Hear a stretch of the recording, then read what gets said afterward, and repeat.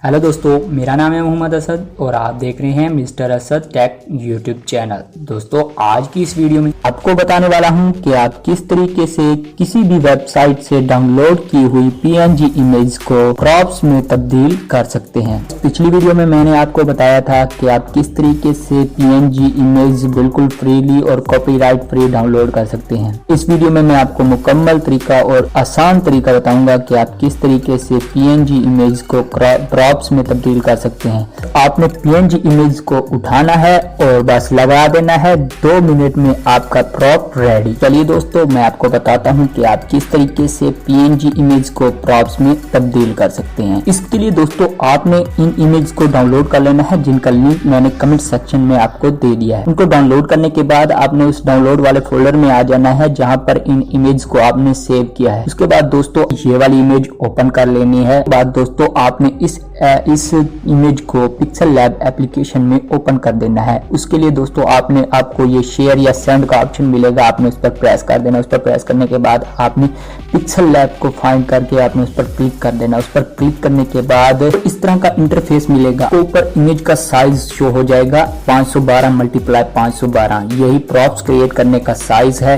इसके बाद दोस्तों आपको नीचे टिक वाला ऑप्शन मिलेगा, आपने उस पर प्रेस कर देना। उस पर प्रेस करने के बाद ये इमेज पिक्सल लैब के बैकग्राउंड में ओपन हो जाएगी। उसके बाद दोस्तों आपने वो दूसरी तलवार की पीएनजी इमेज ऐड कर देनी है। उसके लिए दोस्तों आपको ऊपर प्लस वाला ऑप्शन मिलेगा, आपने उस पर प्रेस कर देना। उस पर प्रेस करने के बाद आपको नीचे फ्रॉम गैलरी वाला ऑप्शन मिलेगा, आपने उस पर प्रेस कर देना। उस पर प्रेस करते ही आपने वो इमेज फाइंड आउट करके ओपन कर देनी है। इमेज मैंने इसलिए ओपन करवाई है कि आप अपनी इमेज का साइज वगैरह अच्छे से एडजस्ट कर सकें। उसके बाद दोस्तों आपने लायर वाले ऑप्शन में जाके इस इमेज को लॉक कर देना है इस तरीके से, ताकि ये इमेज हिले ना और आपके लिए प्रॉप्स क्रिएट करने में कोई प्रॉब्लम ना आए। इसके बाद दोस्तों आपने वो वाली इमेज ऐड कर देनी है जिस इमेज को आप प्रॉप्स बनाना चाहते हैं। इससे पहले दोस्तों मैं आपको बता दूं कि आप इस एप्लीकेशन में 3 तरीके के इमेज क्रिएट कर सकते हैं। एक ऊपर की तरफ, दूसरा नीचे की तरफ और तीसरा सामने की तरफ। आप 3 एंगल से अपनी इमेज क्रिएट कर सकते हैं। इसमें इमेज ऐड करने के लिए आपने उसी तरीके से ऊपर प्लस वाले ऑप्शन पर प्रेस करके नीचे आपको फ्रॉम गैलरी वाला ऑप्शन मिलेगा, आपने उस पर प्रेस करके वो इमेज फाइंड आउट करके आपने इस पर क्लिक कर देना। उसके बाद आपने टिक वाले ऑप्शन पर प्रेस कर देना है और ये वो वाली इमेज ऐड हो जाएगी। कुछ दोस्तों को पिक्सल लैब एप्लीकेशन यूज करना नहीं आता, मैं आपको वो भी सिखा देता हूँ कि आप किस तरीके से इस पिक्सल लैब एप्लीकेशन को यूज कर सकते हैं। इमेज ऐड करने के बाद आपको 3 तरह के निशान नजर आएंगे। एक कीड़े की तरह का निशान, 2 छोटे दायरे और एक बड़ा दायरा। आप कीड़े वाले निशान से इस किसी भी इमेज या कोई चीज को रोटेट कर सकते हैं और ये जो बड़ा दायरा है आप इससे इमेज को छोटा बड़ा कर सकते हैं। और ये जो छोटे दायरे हैं आपने इनको यूज नहीं करना, इनको यूज करने से आपकी इमेज की शक्ल बिगड़ जाएगी, जैसे आप देख सकते हैं। उसके बाद आपको ऊपर एरो वाला ऑप्शन मिलेगा, आपने उस पर प्रेस कर देना है और इमेज बैक हो जाएगी। अगर आपसे कोई भी गलती हो जाए आपने उस ऑप्शन को यूज करना है। बाहर वाली इमेज का यूज करके आप अंदाजा लगा सकते हैं कि आपके प्रॉप्स कितने साइज का होना चाहिए।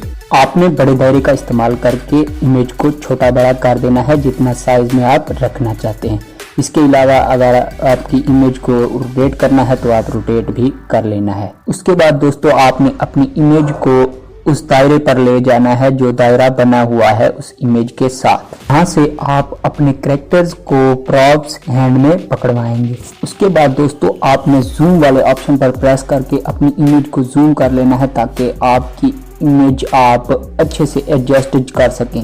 उसके बाद दोस्तों आपने जूम वाले ऑप्शन पर दोबारा सिलेक्ट कर देना है, क्योंकि अगर आप जूम वाले ऑप्शन पर सिलेक्ट करके रखेंगे तो आप उसमें मौजूद किसी भी एसेट्स वगैरह इमेज वगैरह को सिलेक्ट नहीं कर सकेंगे। उसके बाद अपनी इमेज को जहां से पकड़वाना चाहते हैं उस जगह को उस दायरे वाली जगह पर लगा देना है। बस इतना करते ही आपकी इमेज एडजस्ट हो जाएगी। उसके बाद दोस्तों आपने जूम वाले ऑप्शन पर सिलेक्ट करके जूम आउट कर देना है और इस तलवार वाली इमेज को हाइड कर देना है। इसके लिए दोस्तों आपने चला जाना है लायर वाले ऑप्शन में, उसमें आपको तलवार वाली पिक्चर के नीचे आंख वाला ऑप्शन मिलेगा, आपने उस पर प्रेस कर देना। उस पर प्रेस करते ही आपकी इमेज हाइड हो जाएगी। उसके बाद दोबारा लायर वाले ऑप्शन पर सिलेक्ट करके आपने लायर को हटा देना है। दोस्तों मैंने हाइड इसलिए किया है कि आप अगर दोबारा कोई और इमेज एडजस्ट करना चाहें तो दोबारा भी एडजस्ट कर सकते हैं, यानी आप जितने पीएनजी इमेज को प्रॉप्स में तब्दील करना चाहते हैं वो कर सकते हैं। उसके बाद दोस्तों आपने वो बैकग्राउंड भी खत्म कर देना है जो ये जो लगा हुआ है यहाँ पर इमेज एडजस्ट की हुई है।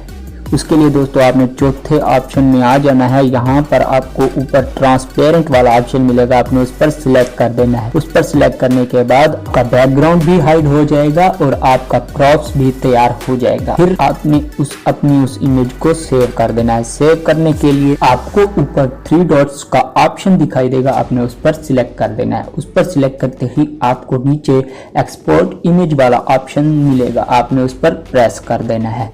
उस पर प्रेस करते ही आपको इस तरह का इंटरफेस मिलेगा।